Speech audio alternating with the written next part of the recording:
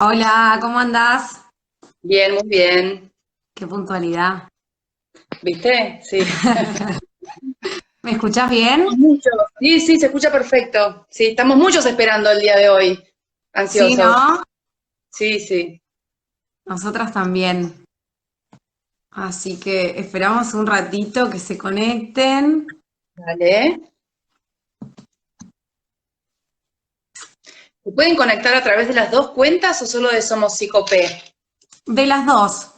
En De las dos. realidad, si entran al perfil de Gel, va a aparecer que estamos en un vivo y si entran al nuestro también. Mira. Sí, sí.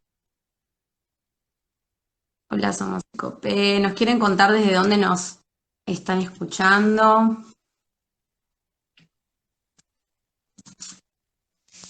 A ver. Uruguay. Muy bien, ¿eh? Bueno. Yo acá estoy tratando de conectarme desde la compu. Mm, Así veo los comentarios, claro.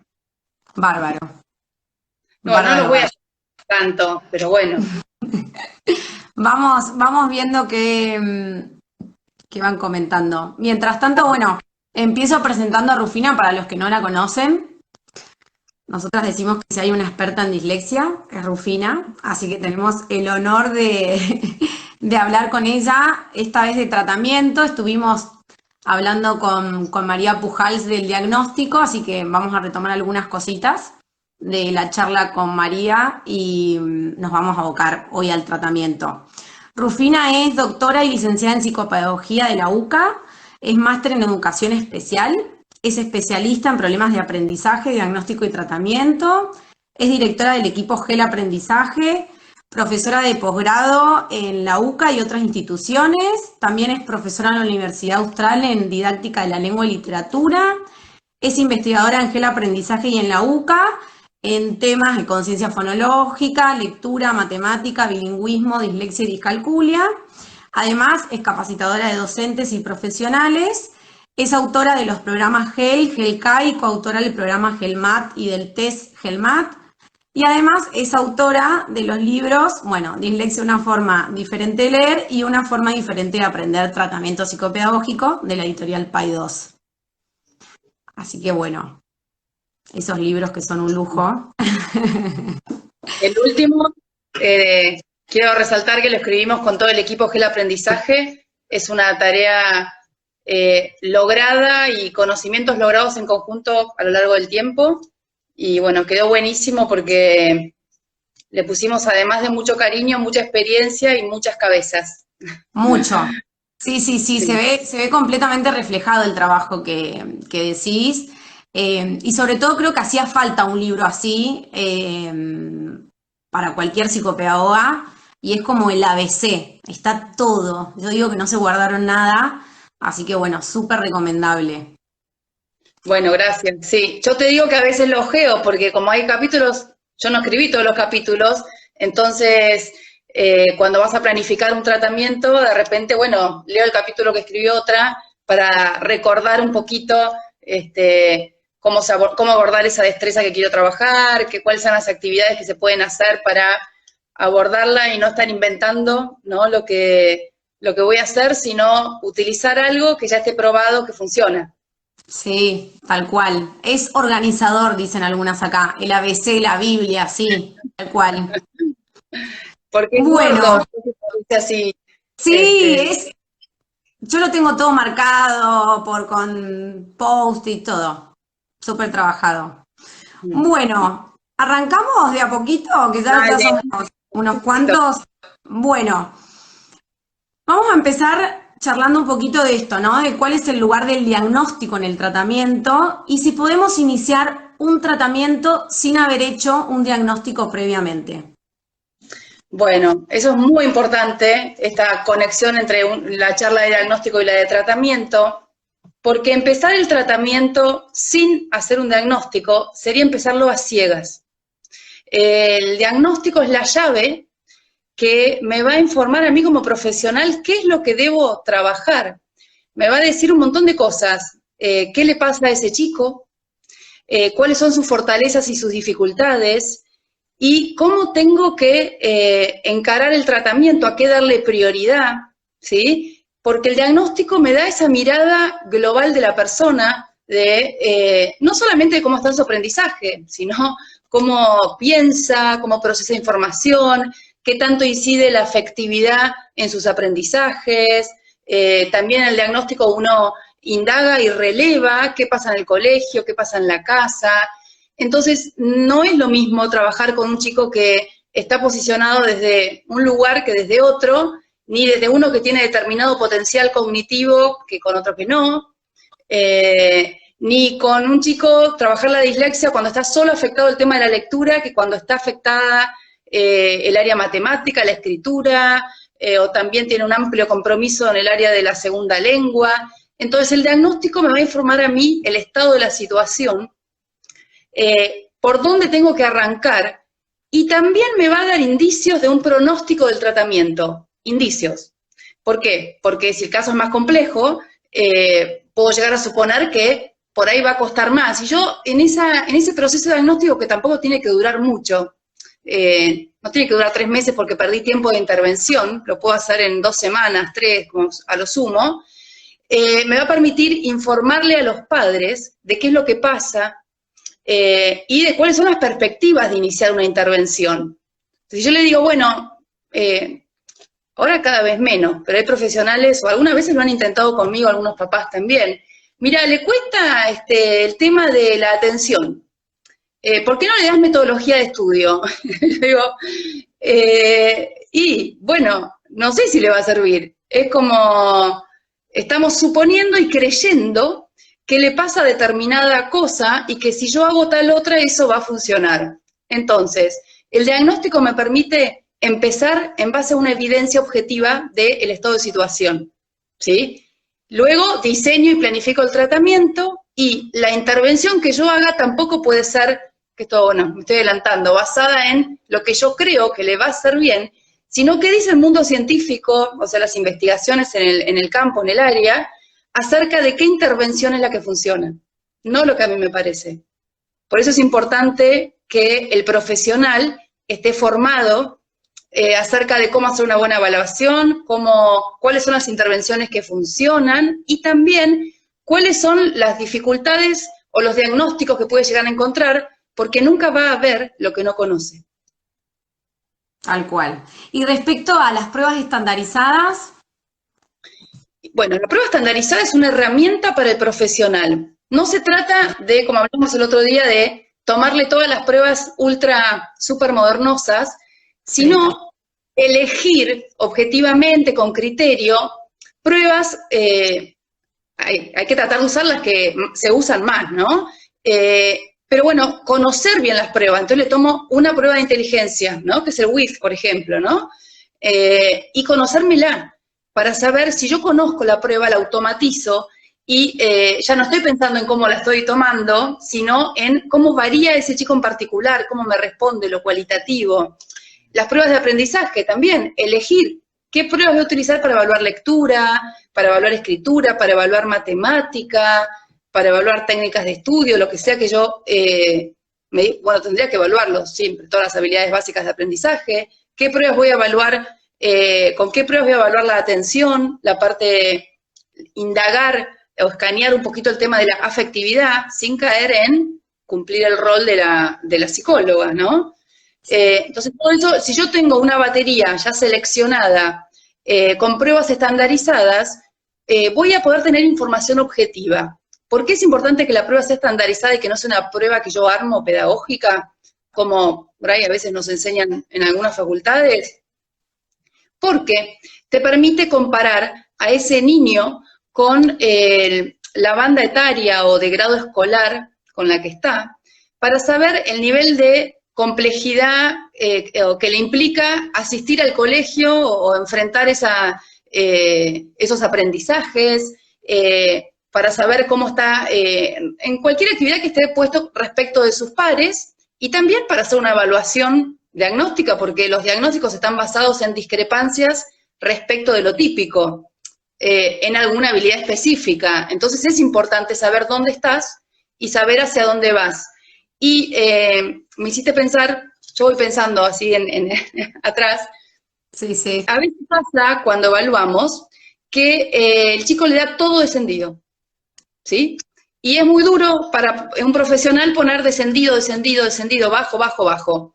Pero ¿qué nos da la prueba estandarizada? En ese sentido no nos está dando nada, nos está diciendo bajo. Pero a veces las pruebas estandarizadas nos dicen a qué grado equivale su rendimiento o a qué edad equivale su rendimiento.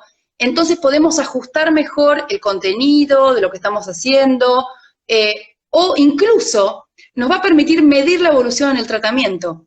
Porque yo me voy a fijar desde qué punto se inició hasta qué punto se movió. Y sabemos, y lo dice el mundo científico, que para que un tratamiento sea eficiente, un chico tiene que avanzar más que el grado escolar.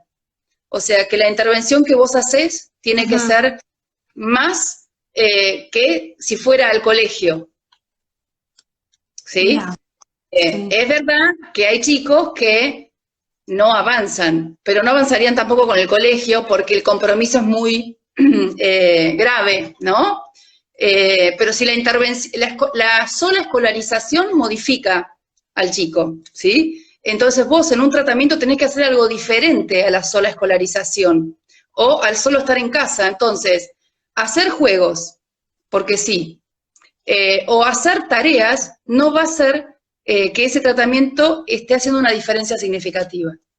Ujú.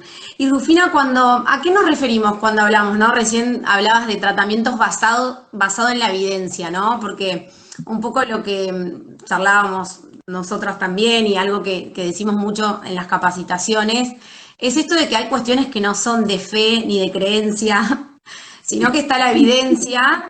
Uno después con la práctica, con los años, uno te escucha y vos podés tener una opinión respecto a determinada cosa o contar tu experiencia respecto a tal otra, pero la evidencia es la evidencia, ¿no?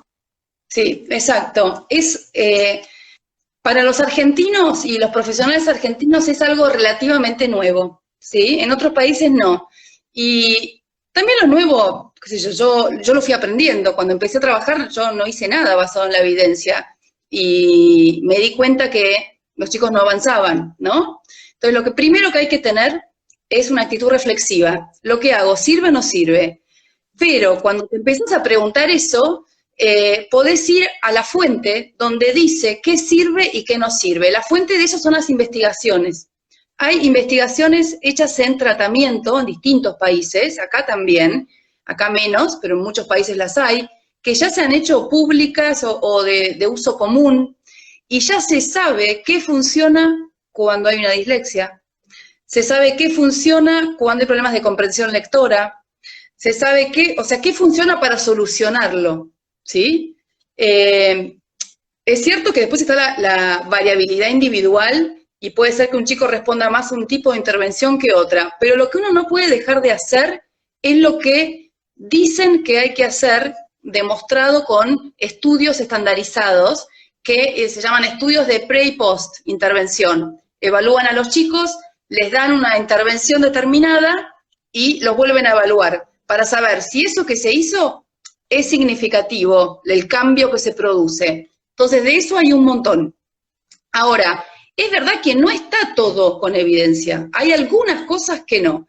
Entonces, cuando pasa eso, lo que hay que hacer es hacer un método científico, que es evaluar al niño, aplicar una intervención de manera sistemática, contando las veces que se hace cada cosa. Ahora vamos a ver bien cómo se hace bien una intervención, y después de tanto tiempo volver a evaluarlo.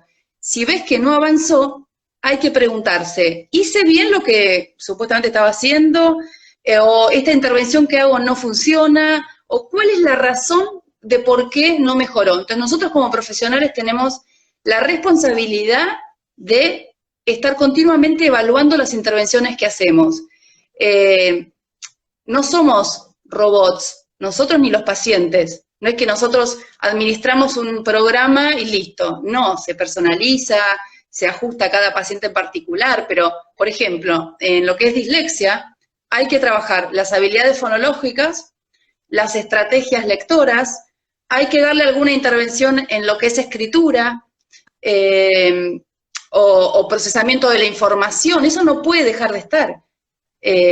Y bueno, y ya están estudiados cuáles son los métodos. Por ejemplo, no se aprende y no se cura ni se compensa la dislexia leyendo, ¿sí? Sino que haciendo consciente estrategias para una lectura más eficiente, por un lado, y por otro lado, fortaleciendo los recursos fonológicos.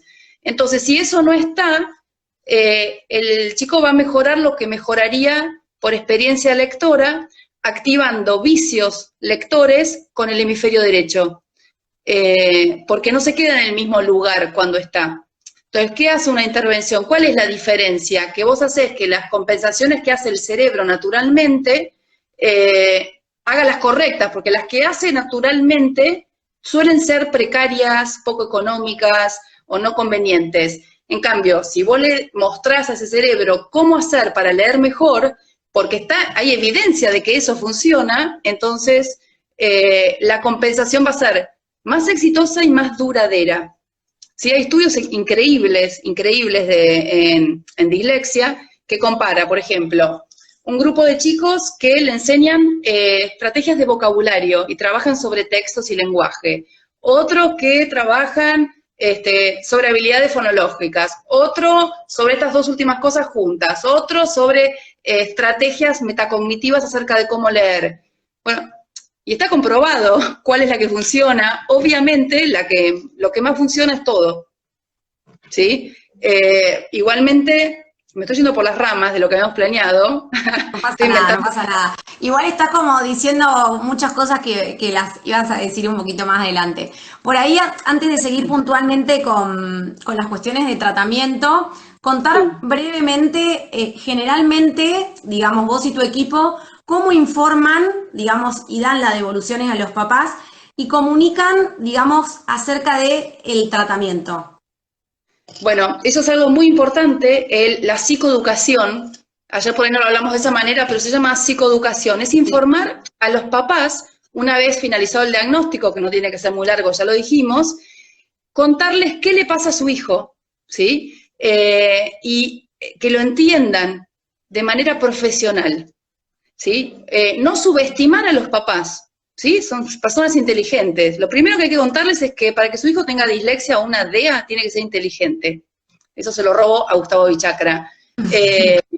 Que se lo dicen siempre a los chicos, tiene que haber inteligencia normal, ¿no? Y eso les da ya calma, ¿no? Porque una persona con inteligencia normal va a ser autónoma en su vida, va a trabajar, va a formar una familia y se va a poder manejar solo, que es el susto que a veces tienen los padres, ¿hasta cuándo va a depender de mí, ¿no? Si el caso es dificultades cognitivas, otro día hacemos otro vivo y eso también se puede solucionar, ¿no? Pero bueno, en el caso de las DEA estamos hablando desde ese lugar. Es importante explicarles a los papás qué les sucede neurobiológicamente, qué pasa en ese cerebro y explicarles lo que vas a hacer si es que vos iniciás la intervención. Yo siempre les digo, mirá, le pasa esto en el cerebro, tanto si tiene discalculia, dislexia o lo que fuere, les hago un dibujo de qué es lo que está sucediendo y les digo, mirá, la intervención basada en evidencia muestra que si se hace esto, se le va a activar esta otra zona. Y la mejor manera de medirlo es hacer un estudio de neuroimagen, meterlo dentro de un resonador, para saber si el tratamiento fue eficaz y activó las áreas del cerebro vinculadas con, por ejemplo, en este caso, una lectura más eficiente. Ahora, no lo vamos a estar metiendo en un resonador al chico, pero lo que también se demostró a través de investigaciones es que la efectividad de una neuroimagen, ¿sí? o de los resultados que se obtienen con la neuroimagen, también yo puedo obtener el mismo perfil del funcionamiento del cerebro con una prueba específica. Por ejemplo, se demostró que leyendo pseudopalabras, fluidez en las pseudopalabras, el cerebro activa la zona de procesamiento fonológico. Eso ya está demostrado por un estudio de neuroimagen hecho en montones de países. Entonces, no hace falta meter a cada chico en un resonador para saber cómo está esa área, sino que el correlato de eso es el rendimiento, o sea, el puntaje en una prueba de lectura de pseudopalabras por minuto, sí, fluidez. Entonces, eso es medida suficiente para saber si hubo cambio o no en el cerebro. Entonces, por eso es importante usar pruebas estandarizadas, decirle a los padres qué significan, mostrarles de manera escrita ¿Qué la hicimos, tablita. no? ¿Qué hicimos durante el diagnóstico y a qué arribamos? Exacto. ¿Y cómo fundamentamos nuestra creencia? Porque uno tiene creencias al iniciar el diagnóstico con el motivo de consulta, pero después hay que fundamentarlo con evidencia. La evidencia del diagnóstico, lo objetivo te lo dan las pruebas, pero las pruebas no hablan. El que habla es el que las mira, con una mirada integral, ¿no? Teniendo en cuenta todo. Entonces, vos le vas a dar esa mirada y esa interpretación a las pruebas y vas a fundamentar tu decisión diagnóstica, que va a tener que ver con lo que dice el DSM-5, o las investigaciones, y le contás eso, que las pruebas ya están, demuestran el funcionamiento del cerebro, en lectura sobre todo, está súper archi demostrado, y que la intervención que corresponde, por ejemplo, en dislexia son 100 horas de tratamiento con una frecuencia frecuente, mínimo de 2 veces por semana. Se sabe que un chico con esa frecuencia durante 100 horas de tratamiento logra establecer los caminos de lectura relativamente fluida si el tratamiento es anterior a 3er grado. Si no, se empieza a complicar un poco. Después, si querés, lo especificamos más. Sí. Después vamos a contar un poquito la experiencia, digamos, y creo que es como algo súper rico que tenés vos de las trayectorias en el tratamiento, ¿no? Que por ahí lo venís haciendo hace tanto tiempo. Pero si vos tendrías como que decirnos cuáles son los aspectos generales que comparte el tratamiento en dislexia más allá de las etapas, que los objetivos van variando dependiendo la edad del paciente, ¿cuáles serían como los aspectos generales del tratamiento? Sí, bueno, ahí lo pusimos en el libro y lo recordé, lo escribió en el capítulo Josefina Pierson con Mariana Terán, creo, o Josefina, ya no me acuerdo cuál era ese capítulo, si uno tiene son 5, creo, aspectos, lo voy a poner acá como para no... Yo ya me lo sé de memoria, pero quiero citar bien la fuente, es importante citar la fuente, ¿no? Un tratamiento tiene que ser, por empezar, planificado, ¿sí? Yo no puedo empezar, sin ir más lejos me pasó ayer, di una devolución a la mañana y la mamá me dice, bueno, empecemos el tratamiento en estas condiciones, ¿no? Y no, yo le dije el lunes, pero es como que a veces la ansiedad de los papás te agarra y casi que agarro. Y dije, no, ¿sabes qué? No, lo tengo que planificar. Por más que yo sé lo que le pasa, lo que tengo que hacer, yo lo tengo que planificar. Tengo que hacer un plan. Si bien yo sé lo que voy a hacer y tengo amplia experiencia, al final le dije que no, que tenía que pensarlo, porque no puedo empezar algo sin haberlo pensado, por más que yo ya le di el diagnóstico. Entonces, tiene que ser planificado. Me tengo que sentar a pensar y reflexionar cuáles son las fortalezas de ese chico, cuáles son las debilidades, cuál es el diagnóstico, claramente, por dónde voy a empezar, y también tener en cuenta sus intereses, por ejemplo, la situación actual. Por ejemplo, en este caso en particular, un chico conductualmente súper difícil, y nada, tengo que pensar muy bien cuáles son los disparadores que le voy a poner cada sesión para engancharlo, por empezar, más allá de que yo sé cuál es la intervención que tengo que realizar. Entonces, tomarte ese tiempo, aunque tengas toda la experiencia del mundo, para planificar cómo vas a hacer para generarle los recursos compensatorios en base a su perfil diagnóstico de fortalezas, dificultades y a su contexto. Esto tiene que ver con lo artesanal, ¿no? Cuando uno habla de lo artesanal de la psicopedagogía, tiene que ver con esto que estás diciendo, claro. Y sí, con lo personalizado. Yo creo que todos, el psicopedagogo, el que elige psicopedagogía tiene vocación, no vas a elegir porque no, de ayudar al otro, de tratar de sacarle lo mejor, pero esto no es un lugar de buenas intenciones, tenemos en nuestras manos vidas. Le podemos hacer una gran diferencia o causar un gran desastre. Entonces, tenemos un rol de mucha responsabilidad, muy lindo, pero bueno, mucha responsabilidad. Y tenemos que mostrar resultados porque es importante mostrarlos, aunque va a haber algunos casos que no avanzan como que quisiéramos, pero también hay evidencia para justificar que no avanza y uno tiene que saber por qué, ¿no? O sea, no vas a tener todos los casos súper exitosos. Yo también tengo casos de frustración. En el equipo a veces hablamos los casos de frustración, pero es importante saber por qué son frustración, porque estoy haciendo mal, porque el chico tiene un cuadro muy complejo, porque solo trabaja cuando va con vos y el resto no pasa nada, nadie lo ayuda en ningún lado, pueden ser miles de cosas, pero si yo planifiqué bien el tratamiento, le voy a dar una buena intencionalidad, por empezar. Después, tengo otra de lo que hacemos en los tratamientos, o cómo lo vemos, es que sea estratégico, o basado en estrategias, perdón, y es, yo no voy a hacer ni apoyo escolar, ni hacer que lea, sino a darles el truco o la estrategia compensatoria basada en su fortaleza, para que entonces el cerebro, que es plástico, pueda generar una ruta alternativa. A ver, porque hay una dificultad específica. ¿Qué significa eso? Que la va a tener toda su vida, que si yo voy siempre por el lugarcito donde está el área de dificultad, la va a seguir teniendo. Tengo que generar un recurso compensatorio, que como son chicos inteligentes, tiene que ver generalmente con el razonamiento, ¿no? Entonces darle una manera de llegar desde otro lugar. Eso con cualquier problemática, ¿no? Esto de formar estrategas, ¿no? Claro. Ah, bueno, eso. Muy bueno, gracias por recordar. Ay, mira. Formar estrategias, ¿qué quiere decir esto? El tratamiento tiene éxito en la medida en que el paciente es coterapeuta con vos. No dice eso el libro. Lo pensaba hoy mientras pensaba al vivo, que era otra manera de verlo. Hay que seguir creando, ¿no? Pero bueno, ¿por qué digo coterapeuta? Porque tiene que poner el 50%. Entonces, se tiene que autoayudar y tiene que seguir transfiriendo lo que vos haces en tu espacio en otros momentos. ¿Cómo va a ser eso? Bueno, vos le explicitas, hay otra parte que tiene que ser explícito, le explicitas las estrategias, ¿sí? Actúas con su metacognición, él la tiene que saber perfecto, que estás trabajando lectura silábica, que estás trabajando respiración, que estás trabajando el truco del 9, por decir algo en distintas áreas, ¿no?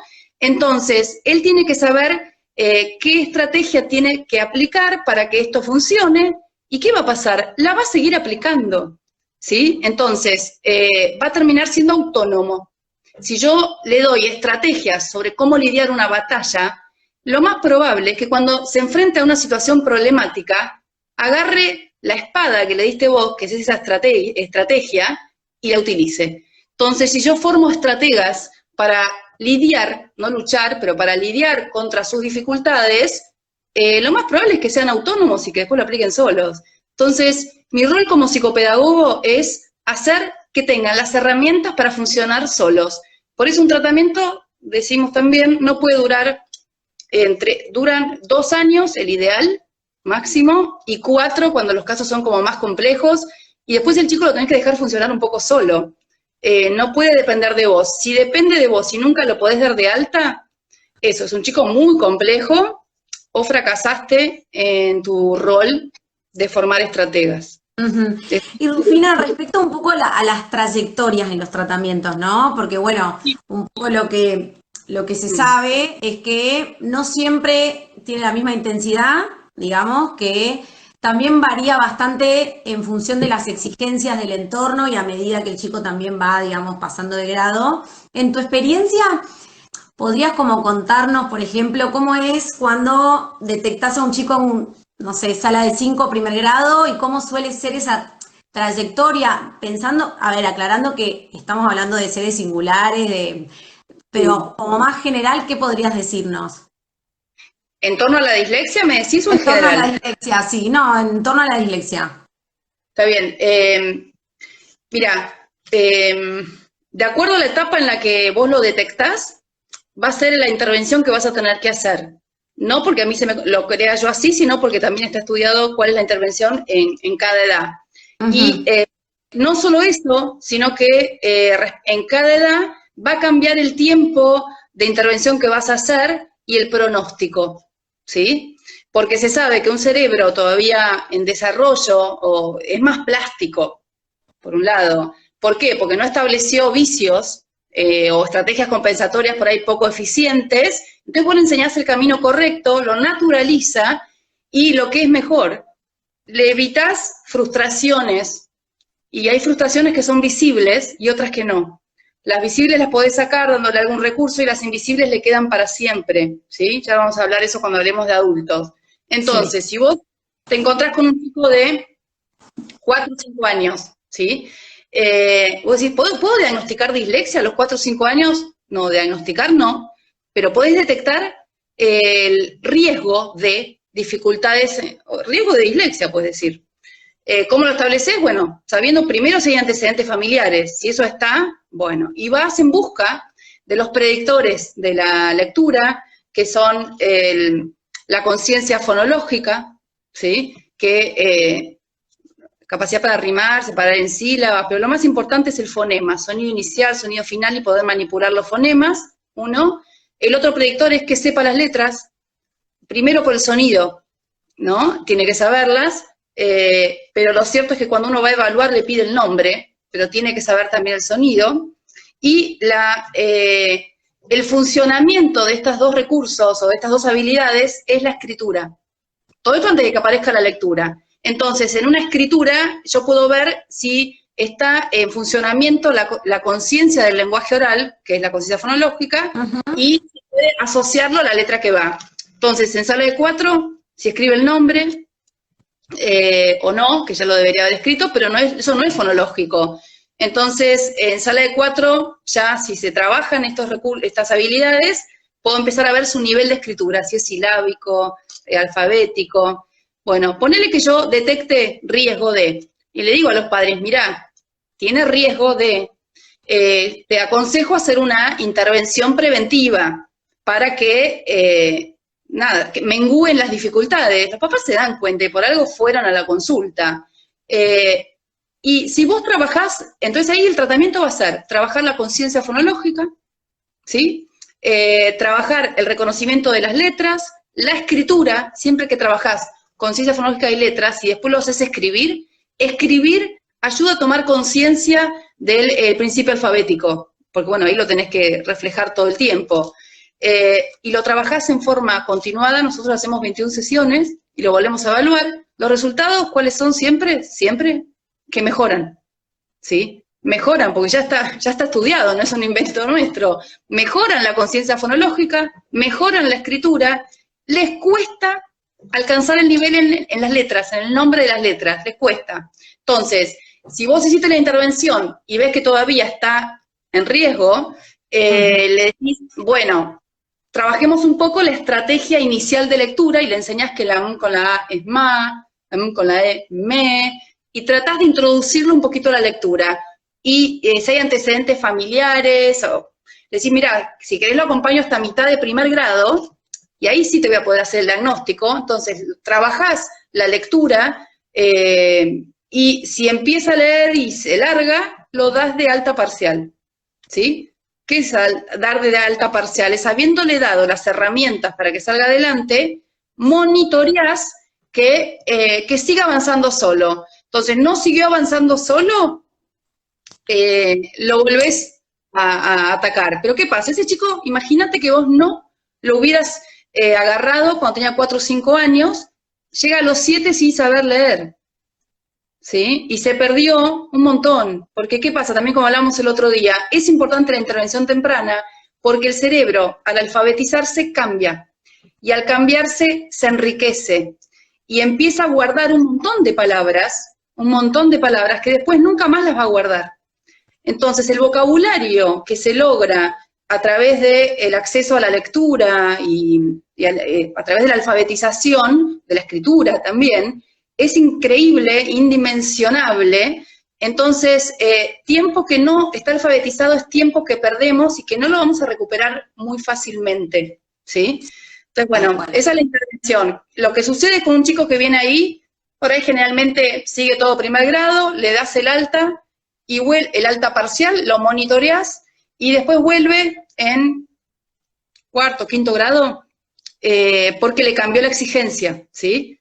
Entonces ahí viene a trabajar no ya la lectura, o un poco para lograr lectura expresiva, pero ya también empezar a procesar información. En cambio, un chico que no lo pudiste ver en esa edad, 4 o 5 años, si viene a partir de los 6 años, de los 6 hasta los 7, primero o segundo grado, se puede hacer una diferencia súper significativa y el tratamiento va a estar focalizado en alfabetizar, ¿sí? Entonces, ¿qué vas a trabajar? Que aprenda a leer, y que aprenda a leer fluido. Y eso, ahora digo cómo, ¿no? Sí. Pero vas a trabajar eso, vas a trabajar la escritura, que antes la trabajabas a nivel palabra, ahora vas a trabajar a nivel oración y después a nivel texto, y comprensión lectora, porque inicialmente como no decodifican bien, no comprenden, aunque no tienen un problema en la comprensión lectora, entonces le trabajás la actitud de parafrasear lo leído, y algunas veces tenés que trabajar un poquito el sistema de numeración, que al principio les cuesta un poco. Esto, bueno, no vamos a hablar de descalculia, si es que No, algo, no, no. Y, eso no. ajá. Y esto, Y, espera, esto también sí. los pasás, lo das de alta, después y vuelven después para método de estudio, y vuelven en etapa universitaria o en secundaria para aprender a escribir académicamente. Entonces, esto es una historia. Ahora, otra es la historia, cuando vienen a partir de tercer grado, porque hacen sus 2 años de tratamiento y ya están en quinto, y viene la otra fase que se les pega, que es técnicas de estudio, y entonces ya dura 4, y cuando terminaron viene la escritura académica, y se le hace un continuo de intervenciones necesarias, porque están corriendo detrás de la complejidad escolar, ¿no? Entonces es sumamente importante empezarlo de manera temprana. ¿Me querés decir algo? No, estaba pensando un poco esto, ¿no? La importancia de poder hacer el diagnóstico situacional, individual, y tener muy presente esto, ¿no? Las exigencias académicas, o sea, no olvidarnos de, bueno, este chico está en este grado con estas exigencias y cómo hago para ayudarlo y no alejar tanto el tratamiento a lo que ese chico necesita todos los días, que a veces uno ve que por ahí hay algunos profesionales que están trabajando algo que está completamente alejado de lo que le pasa a ese chico digamos, en el grado o en su aula. Claro, no, eso es importante, no hay que ni hacer algo totalmente alejado, ni hacer apoyo escolar, pero hay que Exacto. cada tanto como hacer la conexión y trabajar estrategias de aprendizaje. Si está viendo análisis sintáctico, bueno, cuáles son los pasos, cómo hago, le das la herramienta para que lo ejecute solo. Pero bueno, pero no dejar de lado por eso, tienes que saber que le tenés que hacer las 100 horas de lectura, de estrategias de lectura y habilidades fonológicas, es como muy importante eso. Entonces no tengo que anotar, mi tratamiento tiene que ser sistemático, tengo que aplicar algo sistemático, continuado y frecuente. Entonces, si yo aplico un programa basado en la intervención, que sé que funciona para eso, y probablemente voy a tener más éxito, ¿sí? Son raros o pocos los chicos que no funcionan con un programa que tiene evidencia científica. Nosotros usamos el GEL para tratar las habilidades lectoras, que tiene evidencia, y lo que apunta es a trabajar habilidad fonológica, que esto lo dice la literatura, ¿no? Con juegos de deletreo y composición de palabras, es muy importante eso, y por otro lado las estrategias lectoras. Las habilidades fonológicas se tienen que trabajar siempre, no importa la edad, siempre. Pero llega un momento en que las dominan, lo que por ahí no dominan es el tiempo en que lo realizan, pero las mejoran. Así como mejoran conciencia fonológica, mejoran habilidades fonológicas de la capacidad de descomponer palabras en sus sonidos y de componer palabras a partir de los sonidos que le das. Y eso les mejora un montón la escritura y la conciencia de fonemas. Ahora bien, la otra parte que es muy importante y es la que hay que sostener más tiempo, es la de las estrategias lectoras. ¿Cómo sé yo qué estrategia lectora tengo que trabajar? Bueno, eso lo voy a averiguar en el diagnóstico. Entonces hay perfiles distintos. Cuando yo evalúo, por ejemplo, tengo que saber si el chico está en la etapa fonológica de lectura, en la etapa ortográfica o en la etapa expresiva. Y tengo que tratar de irlo moviendo de una etapa a la otra, como si fuese una rúbrica. Y los pases de batalla, como en el Fortnite, que se cayó el mundo. Ayer me dice un paciente, Rufi, cambió la temporada, se inundó la agencia. Y yo digo, ay, ¿de qué me está hablando? Bueno. Uno con esas cosas también. tengo que estar a full. Yo me sé ahora todo. Nunca jugué a Fortnite, nunca, pero y sé todo. Sé que Midas no está más en la temporada 3. Claro, hay que estar a tono, esa también es un desafío profesional. Para seguir a tono nada, con los intereses de los chicos. O sea, yo le hago el gel a este chico, el programa gel, todo, pero todo lo tengo que meter y sumergir en sus intereses. Entonces hacemos todo mezclado con Fortnite, lo vamos poniendo cosas, ¿no? Bueno, entonces, ¿cómo hago para pasarlo de la etapa fonológica de lectura a la etapa ortográfica? Entonces, para eso, y de la ortográfica a la expresiva. Entonces, si yo sé en qué etapa está, voy a saber cuál estrategia tengo que utilizar. ¿Mm? Entonces, por ejemplo, viene un chico y lee y se confunde todo al leer todas las palabras, ese chico no afianzó la etapa fonológica, que es la de decodificación precisa.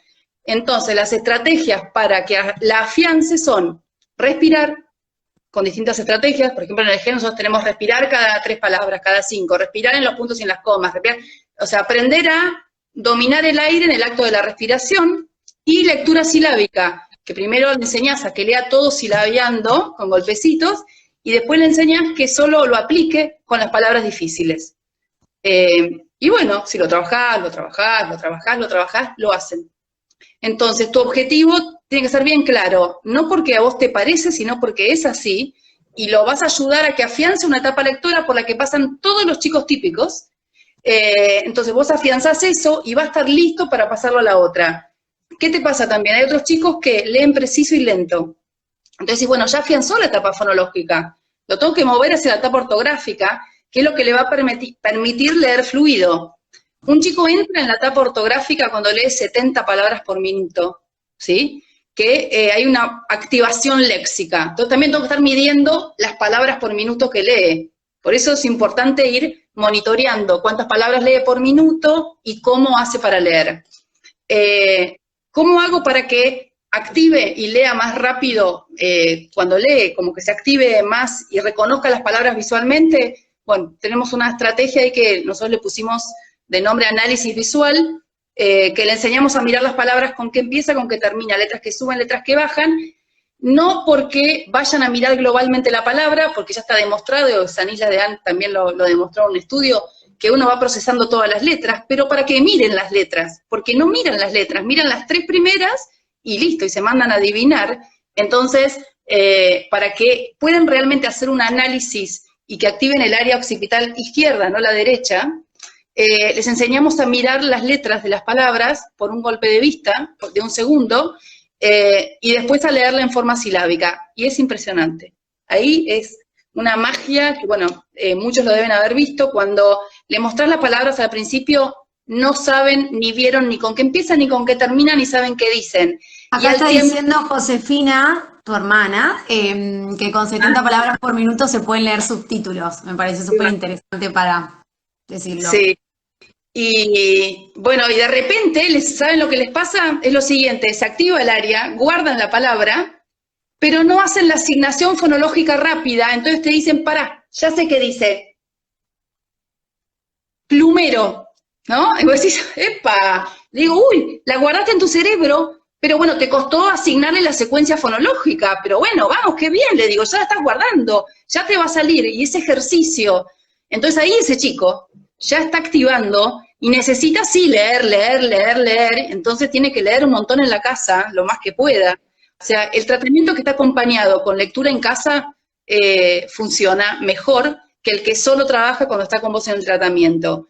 Y si vos empezaste el tratamiento en primero, segundo, tercero, y el chico alcanza las 70 palabras por minuto, como decía Josefina ahí, que puede leer subtítulos, se activó la vía léxica, y los resultados de los test le dan promedio bajo, están más o menos bien, lo podés dar de alta parcial y tirarte un poco a ver, no tirarte a ver, probar, si sigue avanzando solo, si ya no te necesita, porque eso le fue relativamente suficiente, porque es importante que sientan, por un lado, que sientan que pueden solos, y por otro lado, que puedan solos. Entonces, lo que haces es como sabes que va a tener que volver, porque lo que tiene es una condición, ¿no? Y tiene que volver para otras estrategias.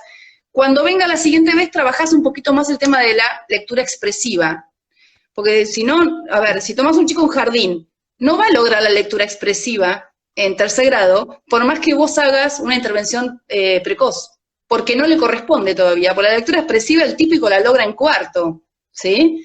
Entonces no lo va a lograr, entonces lo das de alta y después haces esa intervención. Claro, los desafíos van apareciendo un poco en función de esto, ¿no? De las exigencias del entorno. Y en cuanto a lo que es el tratamiento en adultos, ¿qué experiencia tenés vos y nos podés compartir? Bueno, en adulto ya me fui, me salté universitario, pero bueno. Lo que pasa es que estamos en 45 minutos. Ya sé. Digo rápido cómo pasar de la etapa visual dale. a la expresiva, que lo que hay que aplicar es enseñarle a adjudicar lo fonológico a la expresión. Y una buena manera, me olvidé antes de lectura global, hay que hacerle antes también para que vean más allá y se agilice esto de poder ir viendo más palabras que las que voy diciendo, ¿no? Pero bueno, para eso hay unos ejercicios.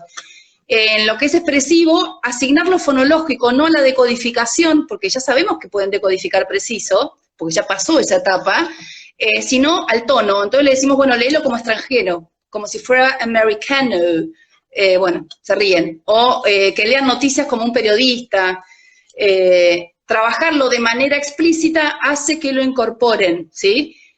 Cuando vienen grandes, sean adolescentes o universitarios, el tratamiento en lo que es habilidad fonológica es más rápido, ¿sí? Y en lo que es lectura es compensatorio o reparatorio, y solamente leen bien cuando están con energía y concentrados, porque el camino que hicieron en su cerebro autocompensado no se lo podés desandar, es muy difícil. Entonces, cuando estén agotados van a volver a leer mal, pero acá lo importante es que si se disponen y aplican las estrategias que les enseñaste, lo van a hacer bien. Y en más grandes lo que hay que trabajar son las necesidades que tienen, a ver en qué le afecta. Escritura, académica, comprensión lectora, método de estudio, y esos son quizás los focos más que hay para hacer. Y en adulto, que la verdad es que vienen algunos papás, o como yo te contaba el otro día, una vez vino un adulto, papá de nadie, vino, sí tenía un hijo, pero vino por él, ¿no? Con 53 años, y bueno, quería saber qué le pasaba porque no leía bien. Y bueno, lo evalué con las pruebas para adultos y leía 50 palabras por minuto, que es lo que lee un chico de segundo grado. Sí. Y bueno, claramente se apoyaba mucho en su secretaria y no leía él nada, ni escribía nada. O sea, había dejado y abandonado la escritura. Y bueno, ¿en qué consistió su diagnóstico? En decirle, tenés dislexia, y para él fue decir, no soy tonto, bueno, entonces algo me pasaba, no era yo. Sí, bueno, era él, pero con dislexia, ¿no?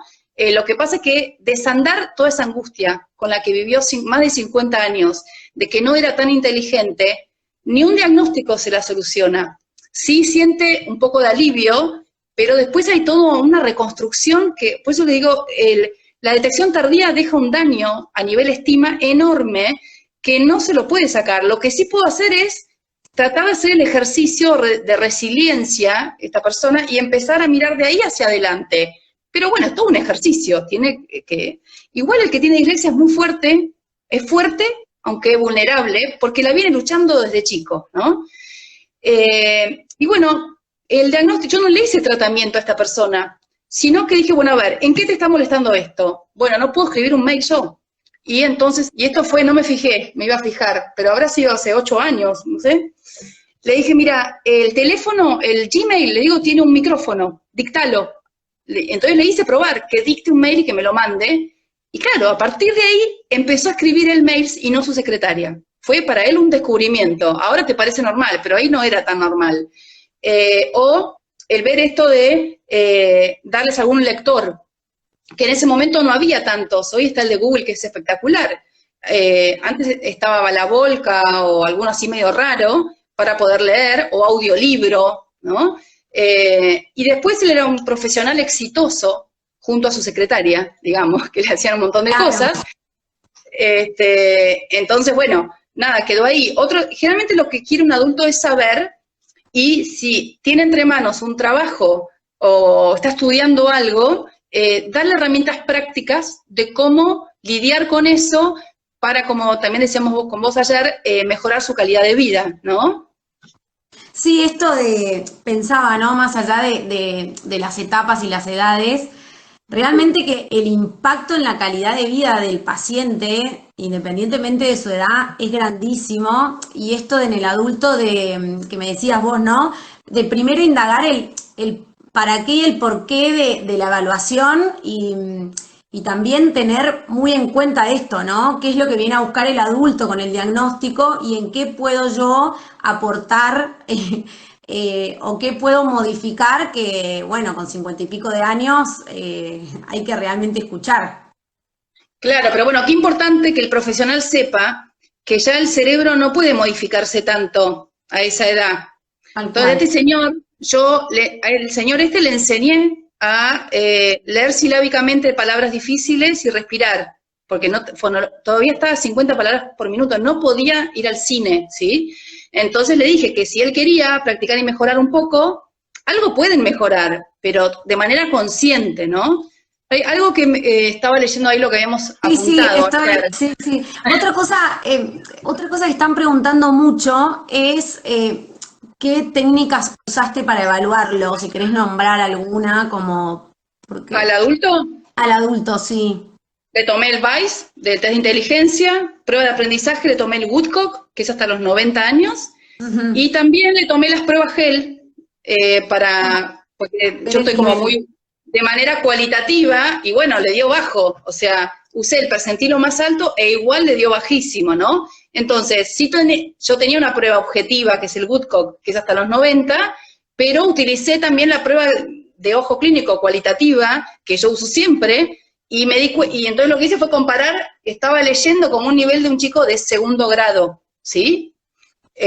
Obviamente no podía comprender lo que leía y bueno, toda la historia. Entonces le dije, mirá, ni nada, escuchá, toma apuntes con dibujo cuando quieras saber algo, vete un video primero, pero bueno, mucho más que eso no. O sea, lo que traté de ver es su fortaleza, le tomé la figura de Rey para ver su parte visoespacial, porque había tenido una pérdida en un ojo también, entonces quería ver si no era algo visual. Eso, también usar pruebas no solamente para ver la dificultad, sino para ver cuáles son sus habilidades. Y ahora lo que quería agregar, antes de que se nos corte el tiempo, que en lo que es el No, tratamiento de la venimos, dislexia, venimos bien, venimos bien. Si no, no uno sé, si no no, va a que nos trabajar esperen y solo, nos volvemos a conectar y que terminamos bueno, en otro. uno no Ahora lo trabaja solo la lectura, porque un chico no es solo la lectura y tenés que ver todo, por eso tenés que evaluar todo, entonces vas a tener que trabajar algo de la escritura, porque se afecta a la escritura, vas a tener que ir potenciando la comprensión lectora, porque van perdiendo vocabulario o están poniendo el foco en decodificar y se va afectando, entonces algo que tiene que ser su fortaleza, tiene que ser fuerte. Y vas trabajando la oralidad también, porque es su área de fortaleza. bueno, Entonces, por ahí lo que se hace es trabajar. ¿Querés que mejore la escritura? Trabajás de la oralidad y bueno, también va a mejorar la escritura, pero vos le vas a decir al docente, que acá voy con lo otro, adaptaciones, ¿no? Que tenés que adaptaciones, hacer. sí. Tomale oral, pero si el chico no sabe expresarse oralmente, aunque sea una fortaleza, tenés que enseñar un poquito cómo también desarrollar esa área de fortaleza por encima de la otra. Entonces, bueno, hay que prepararlo para eso. O decir, dale la calculadora o la grilla de tablas porque no sabe las tablas, pero hay que enseñarle a usar eso también. Y le tenés que enseñar la vía alternativa de razonar las cuentas descomponiendo los números. Entonces, como que hay que ir atendiendo estas otras cosas para que no tenga frustraciones en áreas que no debería tener problemas, pero que los tiene a veces. ¿Por qué? Porque va a tender a estudiar de memoria. Te va a tender a estudiar de memoria, enseñar el método de la dislexia, el método con el que piensan los disléxicos. Los disléxicos piensan en imágenes, en fotos. Entonces tenés que enseñarle que cuando leen se imaginen, se hagan historias, vean el mensaje del autor y que lo plasmen en un dibujo y se lo van a acordar para siempre. O le tenés que enseñar que antes de leer vean un video, no sé, porque van a activar las imágenes en su cabeza y van a identificar mejor las ideas que están escritas. Como que todo eso le tenés que enseñar cómo lidiar con su dislexia. Además de enseñar la lectura, cómo lidiar en áreas que aparentemente no tendría dificultad, como es la oralidad, el estudio en sí. Claro, y también un poco pensando en esto, en el efecto, digamos, en el autoestima y en el autoconcepto, ¿no? Que yo siempre veo que también haces como mucho hincapié, ¿no? En esto de acompañarlo, formar estrategas y que todo eso influye y el chico empieza a vivenciar experiencias positivas para aprender, que por lo general los pacientes llegan con experiencias muy negativas, los que llegan tarde, y la sensación es, no me sale nada, no puedo, y cómo con el tratamiento, esto que decíamos, ¿no? Que en un punto sana, y cuánto ayuda en la calidad de vida, digamos, de cada paciente que consulta a un psicopedagogo, ¿no? Sí, si vos formás un estratega, el estratega sabe lo que hace, sabe el plan, sabe todo, sabe las estrategias que tiene que aplicar. Entonces, si vos en el tratamiento le preguntás cómo hiciste, mira cómo lo pensaste, valorás sus ideas, va a tomar sus ideas, que muchas son las que vos trabajaste en el tratamiento, y con eso, como decían alguien, con esa metacognición o conocimiento acerca de cómo hace para ser más eficiente, no solamente va a tener más éxito, sino que va a tener una buena teoría de la atribución. ¿Qué quiere decir esto? Que va a poder atribuir el éxito a la aplicación de buenas estrategias o de haber estudiado, y el fracaso a que falló algo que yo lo puedo cambiar y mejorar. Porque lo que hace un chico con problemas de aprendizaje es tener mala teoría de la atribución. Si algo sale bien es porque es muy fácil o la maestra me ayudó, y si algo sale mal es porque soy un tonto y bueno, yo no sé hacerlo. Y eso es lo que tenemos que cambiar. ¿Cómo se cambia? Dándole las herramientas. Es como que yo siento a veces que tengo un tiempo precioso con el paciente en el que tengo que enseñar a que se las arregle solo. Eso es mi objetivo. Se las tiene que arreglar solo. Como ahora, ¿o no? Ahora estamos experimentando todos algo increíble, que se la tienen que arreglar solos porque están solos en su casa lidiando con vos, con el tratamiento y con el colegio. Entonces, nada, todos mis pacientes son expertos con la computadora, me llaman ellos por Zoom, olvídate. Sí, esto de la autogestión, ¿no? Sí, digamos, de la autogestión y de que, bueno, es verdad que por ahí algunos chicos ya venían teniendo un montón de estrategias y manejando muy bien la tecnología y se vieron como favorecidos en ese aspecto, ¿no? en eso sí, algunos sí, otros no tanto. Otros no Y bueno, y tanto. otra cosa importante por ahí es medir la evolución del tratamiento para saber si dar de alta o no dar de alta, ¿no? ¿Querés que, no sé, te lo estoy proponiendo acá en vivo, que cortemos y retomemos un ratito más con otro? Porque nos quedan 3 minutos. O sea, en cualquier Dale, momento así cerramos como un poco esto y lo de las adaptaciones. dale, Y perfecto. damos un poco de feedback a la gente que no paró de comentar y te quiero contar también todo lo hermoso Dale, buenísimo. que vienen diciendo. Ahí Hagamos volvemos. eso. Guardo Dale, eso y te vuelvo a llamar. perfecto, dale. Dale, Chao. chao. Perfecto. Ya quedó guardado el vivo. Listo. Queda Muy listo. bien. Bueno, nos habíamos quedado un poco, esto que hablabas, ¿no? Del tema de la comorbilidad, y eso también que nos pasa muy seguido, ¿no? Que los pacientes, digamos, cursan distintas problemáticas juntas, y cómo podemos hacer, o en tu experiencia, ¿no? ¿Por dónde arrancar cuando hay tanta cosa? Y si hay algún criterio o alguna ayuda que nos puedas dar en ese sentido. Lo primero, si no está bien alfabetizado, es la alfabetización, porque la lectura y la escritura está en todo, hasta en matemática, en el problema. Y matemática la podés lidiar con una calculadora, ¿sí? Mientras tanto.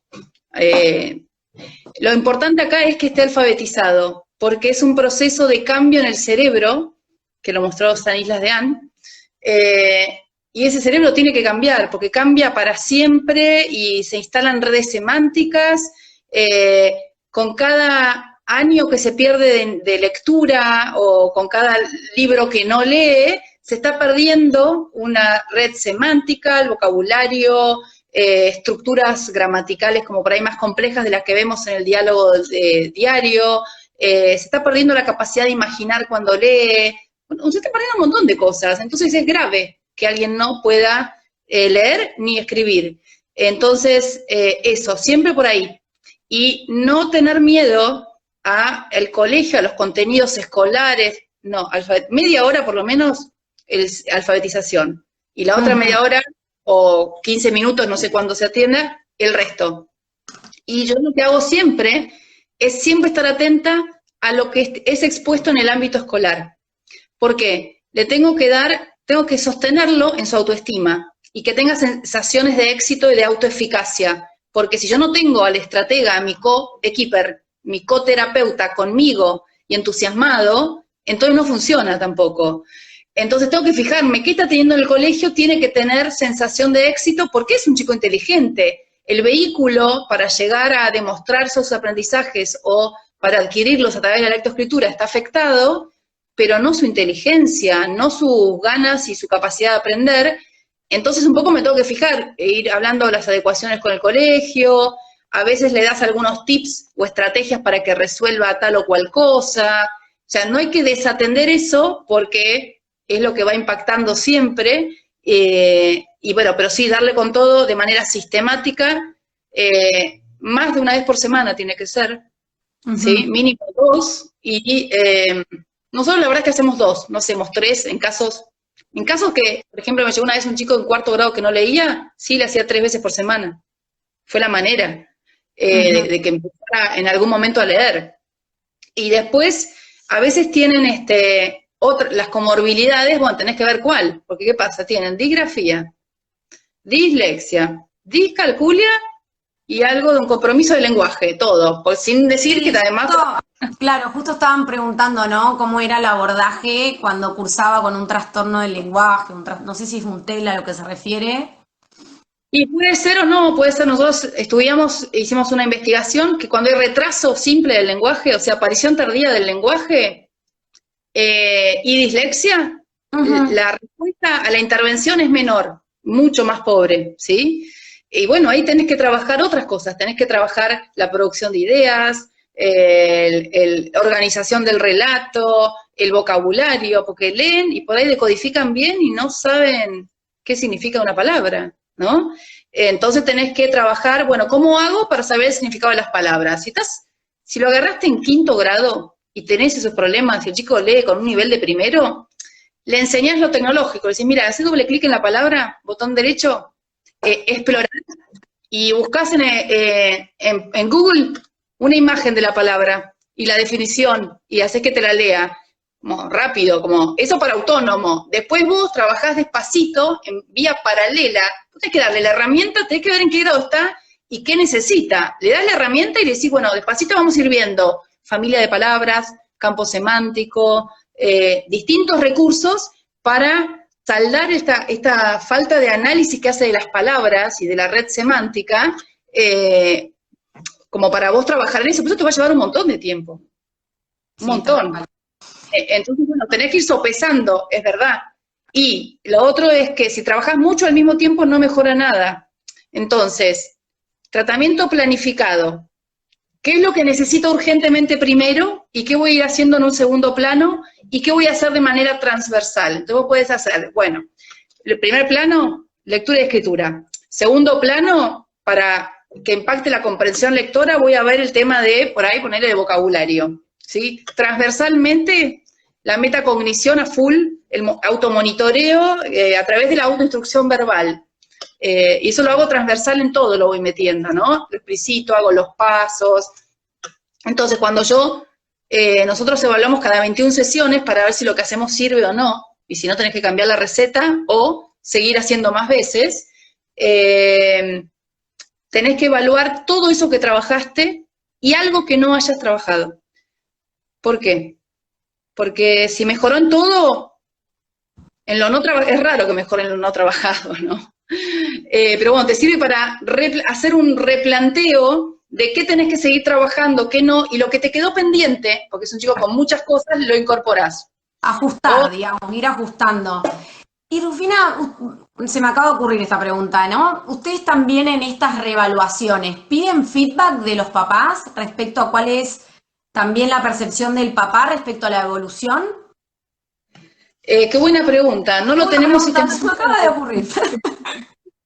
Bueno, hacemos una reunión con los papás y ahí les preguntamos. pero no está en el informe qué piensan los papás. A veces preguntás en el colegio, pero la verdad es que no lo estamos sistematizando, que sería algo bueno, es un buen aporte, por ahí sistematizarlo. Sí le mandamos cuestionarios a los colegios, pero son más estándares y más, eso lo hacemos cuando hay problemas de conducta.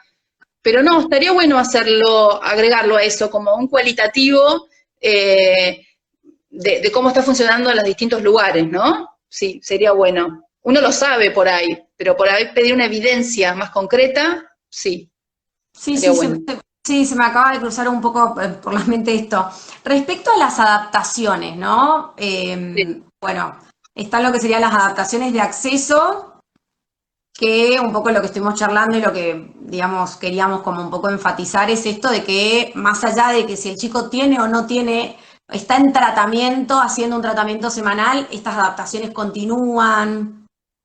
Mira, sí, semanal, bueno, a ver, el chico tiene que hacer 2 veces por semana durante 2 años sería lo mejor. A veces Sí, no sucede, pero bueno, si sí, no sucede va a ser 4 años seguro, ¿no? sí, eso es lo que estaban poniendo un poco, ¿no? Que por ahí en la experiencia a veces era difícil esto de 2 veces a la Claro, semana. pero vos le tenés que decir al papá la evidencia lo que dice. Después vos no le podés asegurar que va a mejorar en el tratamiento si hace 1 vez por semana, porque vos tenés que generar un cambio en el cerebro, ¿sí? Lo tenés que generar vos. Y entonces necesitas darle frecuencia. Si vos vas al gimnasio 1 vez por semana, no esperes estar no tonificada para el verano, ¿sí? No lo vas a lograr, ni en 1 año ni en 2. No lo vas a lograr porque perdés la memoria rápido. Es como volver a empezar cada vez. Necesitas memoria de procedimientos, de procesos, de estrategias, y repetirlos hasta que el cerebro los automatiza, y si no, no están, ¿no? Entonces, como que eso es importante. Espera, ¿a qué venía? ¿Me habías preguntado? Lo de las adaptaciones, Bueno, y bueno, ahí entonces, te decía esto del tratamiento semanal, que es verdad esto de las 2 veces. Ujú. sí, no lo digo yo, nosotros lo demostramos en un estudio, pero Jack Fletcher tiene un trabajo muy bueno sobre eso, sobre la frecuencia, también 100 horas, lo mismo, ¿no? Bueno, muy parecido. De hecho, nosotros en un estudio hicimos 75 horas, la media nos dio, con un desvío que entonces, bueno, te puede llegar a dar 100. Las adaptaciones es parte de la contención, ¿sí? Porque el chico va al colegio y no está pudiendo aprender de la misma manera que los otros y necesita como esa nivelación, esa mirada más justa en torno a que está haciendo un esfuerzo mayor y tiene una dificultad específica. Para eso está la ley 27.306 que lo contiene, pero a veces no leen la ley. Te dicen, ¿qué adaptación yo tengo que hacer? Yo les aseguro que si leen la ley ya van a saber, porque es re clara. Pero bueno, ¿qué adaptaciones necesita? Y bueno, la mejor manera de pensar las adaptaciones no es en base al cuadro, no es en base tiene dislexia esto, tiene discalculia esto, no. Es pensar qué habilidades necesita para la materia lengua. Necesita leer, necesita escribir y necesita comprender textos. Entonces, ¿qué adecuaciones voy a implementar para esas 3 cosas que están empañadas por la dislexia? Bueno, en torno a la lectura, anticipación de lecturas. No lo expongo la lectura frente a los demás. Textos más cortos con letra más grande. En torno a la comprensión lectora, la verdad que la anticipación de lectura ya le va a servir, ¿no? No tendría que haber nada, pero bueno, si no, la letra más grande, el interlineado, o dárselo por partes le va a ayudar. En torno a la escritura, no penalizar por escritura, no hacerlo copiar, sí hacerlo escribir, irle corrigiendo como de a poquito, y trabajar mucho desde la oralidad y la reedición de lo escrito sin penalización, ¿no? Porque es importante que aprendan a escribir y que lo hagan bien. En torno a, tiene dislexia, no tiene discalculia, pero en matemática, ¿qué tiene que saber? Las tablas, listo, la dislexia no las va a saber. Bueno, ¿qué adecuaciones voy a implementar? ¿Es un chico más lento? Bueno, genial. No interesa si yo tengo un diagnóstico de procesamiento lento de la información. Entonces, acá es la tarea artesanal del profesional decir, mira, tiene este trastorno y necesita adecuaciones en toda tarea que implique estas habilidades, leer, escribir, bla, bla, bla, entonces le pones ejemplos. Eso, en la medida en que los docentes se vayan dando cuenta que eso funciona, lo tienen que hacer ellos mismos. Es fácil, hacen la misma actividad para todos, pero le hacen algunas adecuaciones de acceso a los que tienen esta dificultad específica. Y estas adaptaciones tienen que estar siempre. Claro. Porque el problema va a estar siempre. ¿Qué es lo que desaparece?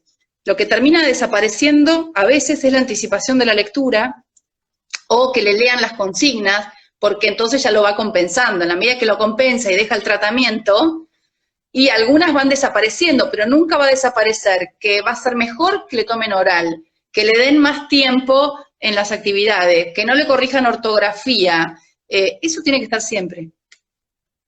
Sí, sí, tal cual. Bueno, acá están preguntando ¿dónde se consigue el libro? Son una de las cosas que están preguntando. Se Y por consiguen otro en lado, cualquier librería. en Editorial Cualquiera. Paidós. Es de Editorial Paidós, pero está en Cúspide, en cualquiera, lo pedís, en la de tu barrio. Están abiertas ahora las librerías, a pesar de la pandemia. Podés ir a personarte y hacer la cola con distancia de 2 metros o 1,5 metros, o la ordenás por teléfono y te lo mandan a tu casa. Ujú.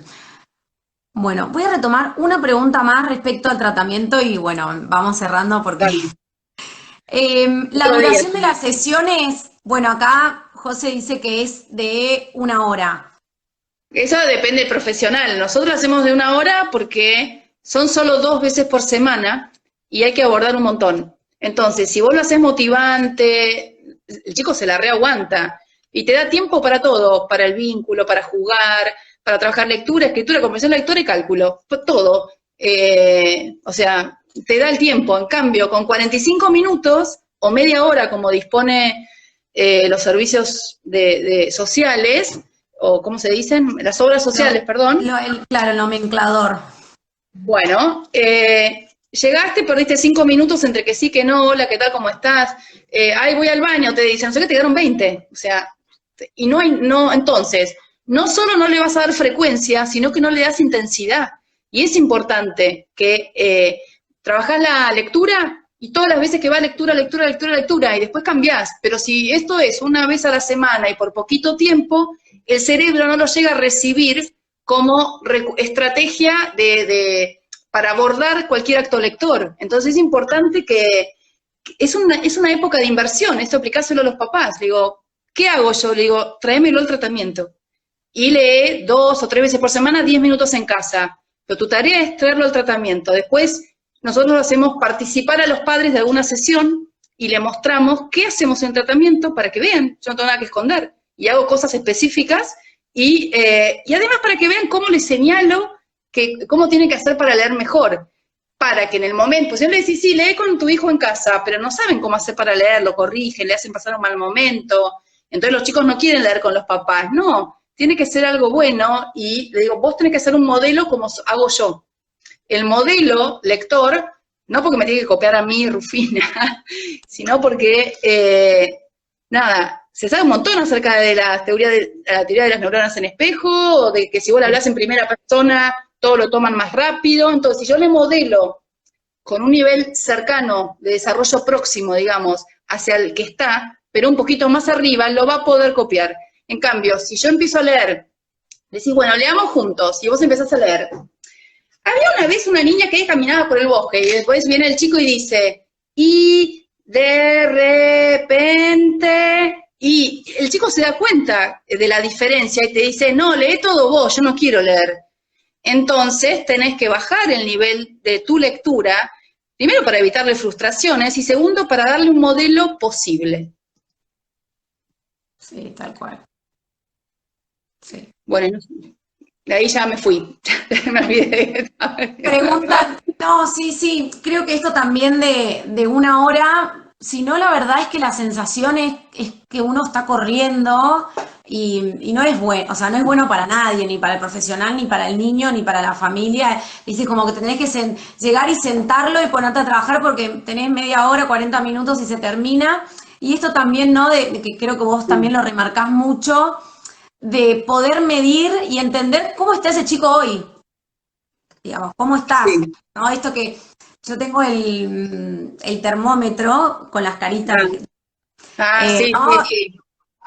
lo importante de poder primero, bueno, ¿y hoy cómo estás? ¿O qué tenés para contarme? Y en un ratito y entrar en clima y después, Te bueno, permite entender y atender a toda su personita afectiva, a tal su cual. personita lúdica, y no solamente al paciente lector, al paciente disléxico, pues si no viene, pum, te aplico el programa GEL, tú, listo, andate. No, no funciona así, no funciona. Es personalizado, contextualizado en cada chico. Si bien hay un protocolo de cuáles son lo tenés que ir ajustando y tratando con cada chico. Está acordándome que en Estados Unidos, cuando aplican, ellos usan un método, el fast forward o el RABO, en las investigaciones muestran, son todos métodos que usan. Así como acá está el GEL, ahí está el RABO, el fast forward, ¿cómo se llama este otro? Yo tengo muy mala memoria. Siempre digo que me volví disléxica, tratando con los disléxicos. Bueno, no me acuerdo, lo tengo en la punta de la lengua el otro método que quería decir. ¿Sabés cuánto hacen? Van 2, 3 veces por semana, 2 o 3 horas. Claro. Es demasiado lo que hacen a mi gusto, ¿no? Pero le dan intensidad y frecuencia, las dos cosas. Entonces, y lo que hacen ellos es hacerlo durante un mes, ponele, o 2 meses, intensivo. A eso les funciona. La verdad es que yo veo que eso no funciona bien, porque el chico está inmerso en una vida. Vos tenés que ayudarlo a lidiar en la vida que vive natural, no hacer algo extraordinario como... nosotros por ejemplo, a Estados Unidos se los manda a colegio de disléxicos durante 2 años, ponele, y después vuelven a reinsertarse en un colegio común.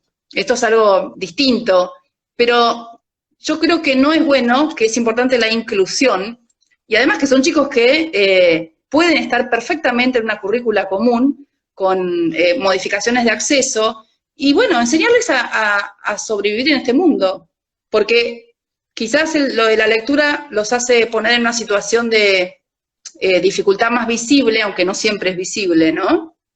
Y cuántas otras cosas tienen, todos tenemos, ¿no? Con las que tenemos que lidiar. Entonces, en el fondo, es una dificultad no tan grave, a mi gusto, no es solo a mi gusto, sino porque se sabe qué pasa en el cerebro, se sabe qué hay que hacer para que se solucione, se sabe que hay gente exitosísima con dislexia. Entonces, bueno, yo le digo eso también a los papás. Mirá todo esto, vamos a tratar de caminar juntos en esto, apoyándolos y que salga lo mejor posible. Y a veces, y esto no hay que dejar de tenerlo en cuenta nosotros como profesionales, hay chicos que no responden a la intervención por más evidencia científica que diga que eso funciona. Y eso lo tenemos que tener en cuenta. A veces pasa. Y yo se los digo a los papás. Es más, les digo, tienen el RAM bajo, una prueba de evocación, y está demostrado que nosotros lo demostramos en investigación, en chicos argentinos, que los que lo tienen bajo responden menos a la intervención. Entonces le digo, bueno, para saber cuál es el pronóstico, vamos a ir viendo cada vez, o sea, generalmente en la primera evolución hacen un salto que luego se tiende a repetir o te da el pronóstico final, ¿no? Una de las cosas que están poniendo acá un poco es esto de que, bueno, que en el hospital público es más difícil 1 hora. A ver, por ahí nosotras que sí, venimos hace casi 7 años trabajando en hospital público. Sí. Para mí, digamos, la diferencia básica es que arranquemos que son chicos que no todos los días tienen clase, no tienen el mismo nivel de oportunidad desde ahí, y que están atravesados completamente por una realidad distinta y muy compleja. Ayer también hablábamos con Rufina que los tipos de pacientes que vemos nosotras tienen una complejidad en el hospital distinta, y que también está lo ideal, pero bueno, en el hospital, por ejemplo, en muchos hospitales no se da tratamiento y muchas familias no acceden a ningún tipo de ayuda, ni siquiera.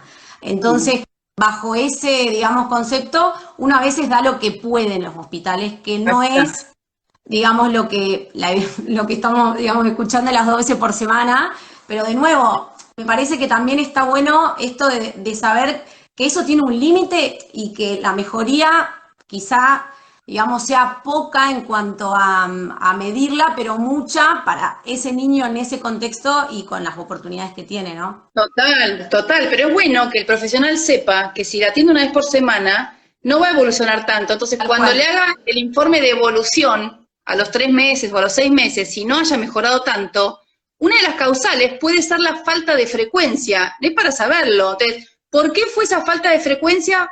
Por lo social, por X motivo, o a veces pasa que los papás no pueden pagar más, entonces tratás de ofrecerle, pero bueno, a veces nada, el profesional también tiene que trabajar, qué sé yo, se dan distintas cosas, ¿no? Uno trata de dar lo mejor, pero uno tiene que saber qué es lo que mejor funciona. Yo siempre le digo a los papás, esto es lo que funciona.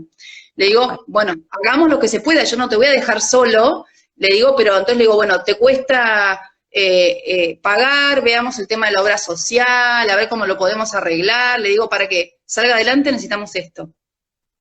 Perfecto. Bueno, como para terminar, preguntas se están haciendo un montón. Ahí vi que Eh, hay varias maestras o psicopedagogas que tienen dislexia, y no pasa nada que tengan dislexia. Lo que sí es importante que tengan metacognición acerca de qué errores pueden llegar a ser para no modelar mal, y bueno, pero nada más, es como, por otro lado los van a entender mejor, porque seguramente piensan de manera fotográfica, les cuesta encontrar algunas palabras, pero tienen que mostrar un modelo compensado, es como responsable que si sabés que lo tenés que estar como más atento al modelo que sos, ¿no? Lo mismo con, bueno, el docente, qué sé yo, no puede escribir con errores de ortografía en el pizarrón. sí, tal cual. Acá también preguntan por los cursos y si en realidad como que se ve que, no sé si entró hace poquito, pero preguntan como qué es el método GEL, Ah, sí, y otra cosa es si están haciendo envíos del kit. O sea que estamos lo sí, sí, resolvemos sí, ahora.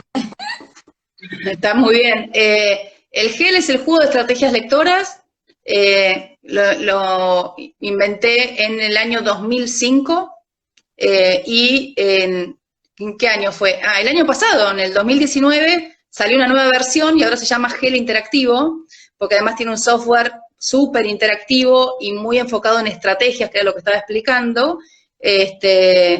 Lo hicimos con Josefina Pierson, bueno, y también lo probamos con todo el equipo GEL, así que ahora está renovado. Y sí, eso se están enviando. Y bueno, hicimos con evidencia científica, que está bueno eso, ¿no?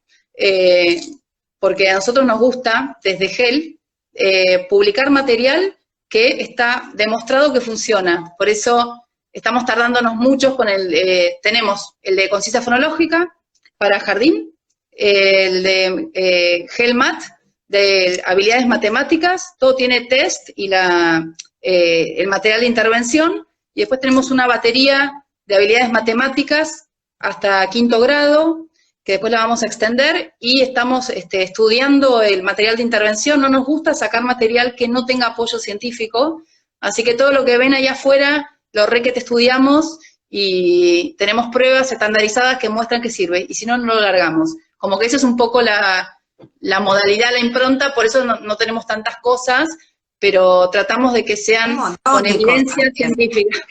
Se van haciendo, sí. Pero Claro. no sabes las ganas que tenemos de hacer más. Por ejemplo, qué sé yo, tenemos un juego de vocabulario buenísimo, pero sí tenemos hecho estudios pilotos internos, que por eso nos permite publicar el capítulo, pero no como para lanzar a la venta. Nos interesa algo como que tenga un respaldo serio, En ¿no? serio, sí. Eso.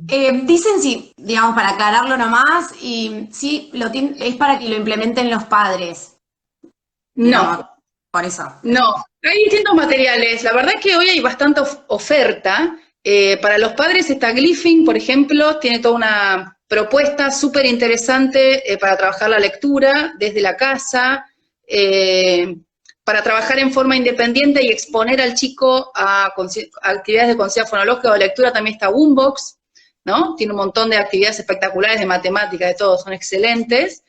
Y para trabajar en el consultorio con metacognición sobre estrategias específicas de cómo enseñar a leer, está el GEL, ¿sí? Como que apunta a eso, a estrategias específicas, a estrategias compensatorias de la dificultad. Entonces uno va eligiendo lo que necesita, de acuerdo, hay seguramente más cosas, ¿no? Pero bueno, quise hacer la diferencia marcando eso, ¿no? ¿Qué más? Bueno, por ¿De los último, cursos querías que también, cuente? ¿de qué? ¿De los cursos me dijiste que Sí, cuente? sí, sí, un poco esto, ¿no? La oferta de los cursos, yo hice algunos, así que los recomiendo. Pero quería que cuentes más o menos, digamos, esto, ¿no? Que ustedes tienen una plataforma en donde pueden entrar a los cursos, obtener el material. Sí, todavía no es como hemos lanzado millones de cursos, porque también nos gusta que tengan mucha dedicación atrás. Tenemos un curso de conciencia fonológica, de cómo evaluar y estimular en conciencia fonológica, y el otro de tratamiento online, que salió así muy rápido del horno, Nos sobre salvó, nos cómo salvó.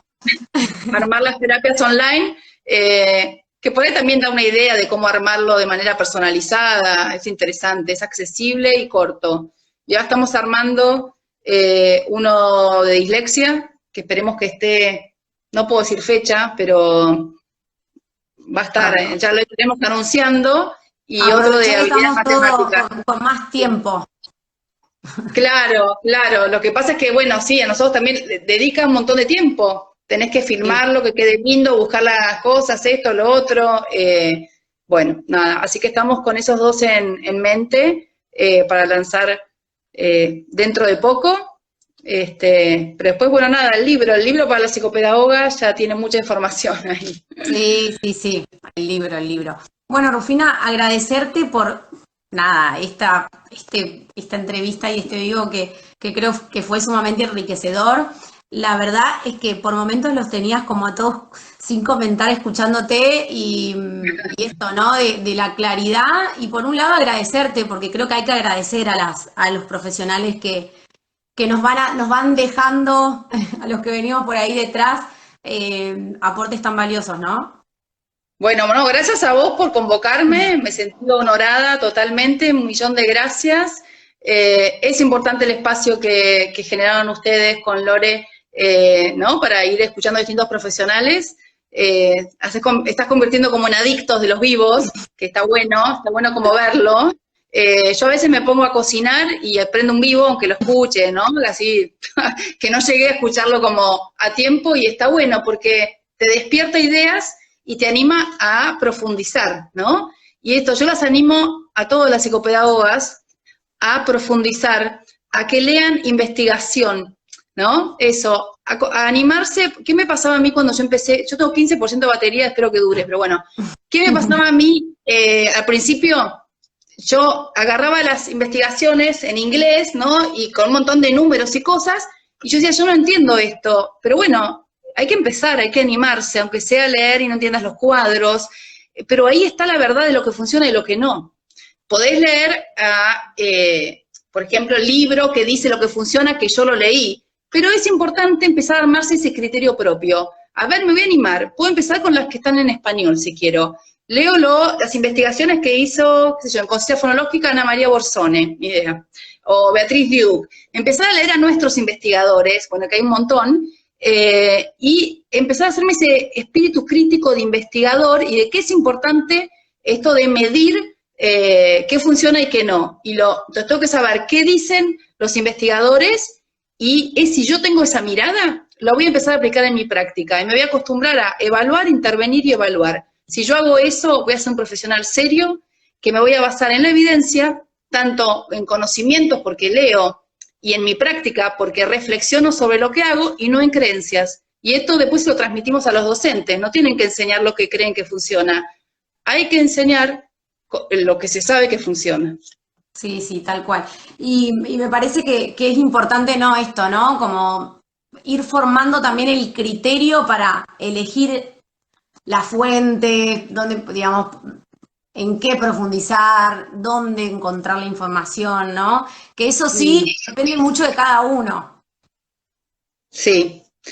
Bueno, para eso te basás en gente con experiencia, qué sé yo. Yo ahora me estoy viendo en un lugar que nunca pensé, que ahora yo tengo experiencia, o sea que soy vieja.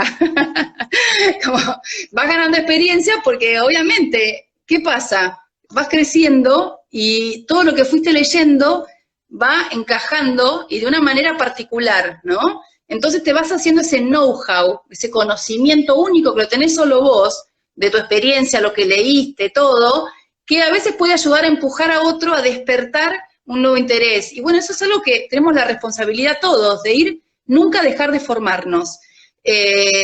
Siempre pensar que puedo tener una mirada crítica. Aplicar la rutina de pensamiento, yo ya nos reímos con las chicas de GEL, porque con esto de las rutinas, en los Ateneos yo de repente digo, yo me pregunto, porque hay una rutina que es see, think and wonder, que es que veo, que pienso, que me pregunto. Entonces ya se te hace tan típico tener eso, o esa actitud, que al final alguien dice algo y yo digo, o yo o otras, ¿no? Yo me pregunto, ¿no? Entonces, pero qué bueno poder tener ese espíritu crítico ante todo, y no es de hincha, ni de conflictiva, es de, no me trago lo que vos me decís, pero no de conflictiva, sino es, me interesa lo que vos me decís, quiero pensarlo y ver cómo lo intercalo dentro de mi esquema previo. Eso es importante, no creerle a todo el mundo, ni siquiera a mí, no me crean. Si yo digo algo, vayan y busquen, a ver si es así o no. Lo tomás como disparador, pero después hay que ir como a confirmar, indagar, profundizar. Nada, uno no va construyendo conocimiento por escuchar a otro, sino que esas son guías que te llevan a profundizarlo. Y re importante buscar evidencia, esto de preguntarse cómo lo aplico a mi práctica, y si sos así, seguramente tu trabajo va a ser más serio, profesional, porque no vas a estar basado en creencias de que yo creo, sino yo hago esto porque lo dice fulanito, lo demostró este otro y es lo que funciona. Sí, sí, es sumamente importante y me parece como, bueno, como para cerrar, buenísimo, y los invitamos a todos a hacer esto que está planteando Rufina. La realidad es que sí, nosotras por lo menos con Loli trabajamos un montón sobre esto que estás diciendo, por eso también invitamos a referentes y queremos que todos escuchen a a los expertos. Así que bueno, invitarlas a profundizar, y que esto es ínfimo en cuanto a lo que realmente hay que saber del tema, ¿no? Che, bueno, nos largamos media hora más, un espanto. Pero ahí siguen todas, No, todas fue bueno. queriendo quedarse. Mirá, en la primera parte estábamos en casi 600 y pico y siguió bastante gente, así que... Bastante bien, sí. Bueno, Rufina, estamos en contacto. Dale, Gracias bueno, muchísimas gracias. Gracias a todas por participar y todos. Chau, chau. Gracias. Chau, chau. Un beso grande.